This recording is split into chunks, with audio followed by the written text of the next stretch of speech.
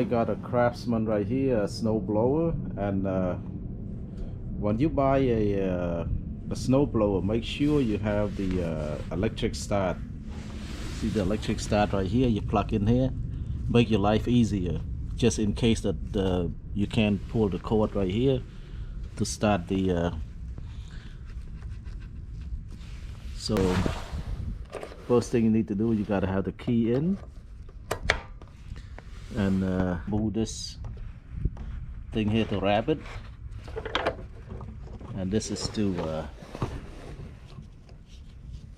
choke. When your snow blower is very cold, move it to choke. If it's hot, then you don't need to, just move it somewhere around here and run it with start, and then you have to prime it. There's a prime button right here, so prime it 3 times. 1, 2, 3. Move this to choke, and then just pull the cord.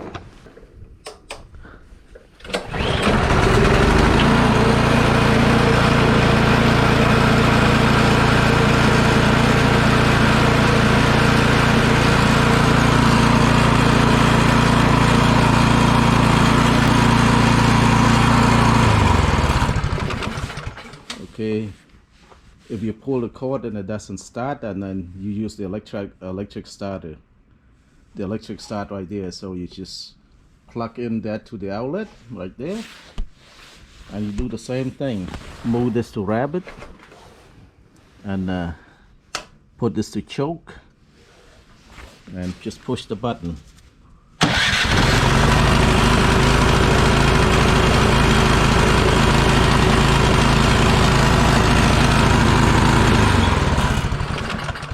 So this is how you start the Craftsman snowblower.